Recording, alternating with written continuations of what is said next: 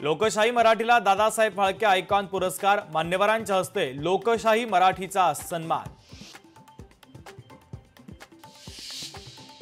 तपोवन वृक्षतोडीवर राजकारण तापलं, मनसेला आंदोलनाची वेळ येऊ देऊ नका, अविनाश अभ्यंकर यांचा थेट इशारा। कितीही धमक्या आल्या तरी घाबरू नका, चांगल्या माणसाची भाजपमध्ये किंमत नाही, आमदार निलेश राणे यांची भाजपवर टीका। मुंबई महापालिकेकडून दुबार मतदारांची तपासणी पडताळणीसाठी येणाऱ्या निवडणूक कर्मचारी आणि अधिकाऱ्यांना सहकार्य करा, पालिका प्रशासनाकडून मुंबईकरांना आवाहन। दोन भावांनी एकत्र यावं पण निवडणुका जिंकतील का? ठाकरे बंधूंच्या युती संदर्भात चंद्रकांत पाटलांची टोलेबाजी।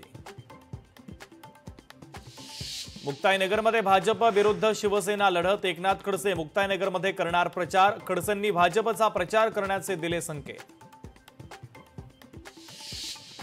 बदलापूरमध्ये शनिवारी एकनाथ शिंदेंची जाहीर सभा, नगर परिषदेची निवडणूक शिवसेना भाजपसाठी प्रतिष्ठेची, दोन्ही पक्ष स्वतंत्र लढणार, सभास्थळी जोरदार तयारी। उदय सामंत यांची विजय वडेट्टीवारांना ऑफर, सिद्धराम म्हेत्रेंचा आदर्श घेऊन शिवसेना पक्षामध्ये यावं, काँग्रेसमध्ये काहीही शिल्लक नाही, सामंतांचा सल्ला। अंधेरी शाळेच्या उद्घाटनाच्या वेळी श्रेयवाद चेलारांच्या भाषणादरम्यान काँग्रेस कार्यकर्त्यांचा गोंधळ, शाळेचं काम महाविकास आघाडीच्या काळात झाल्याचा काँग्रेसच्या कार्यकर्त्यांचा दावा। सोलापूर एसटी स्टँडची अवस्था पाहून परिवहन मंत्री प्रताप सरनाईक संतापले, आगार प्रमुखाला मंत्र्यांनी केलं जागेवरच निलंबित।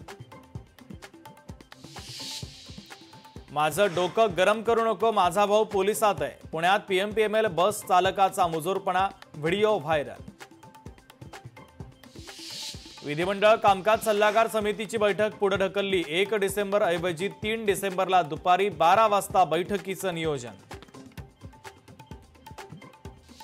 राजेश अग्रवाल राज्याचे नवे मुख्य सचिव, शासनाकडून आदेश जारी, 30 नोव्हेंबरला पदभार स्वीकारणार।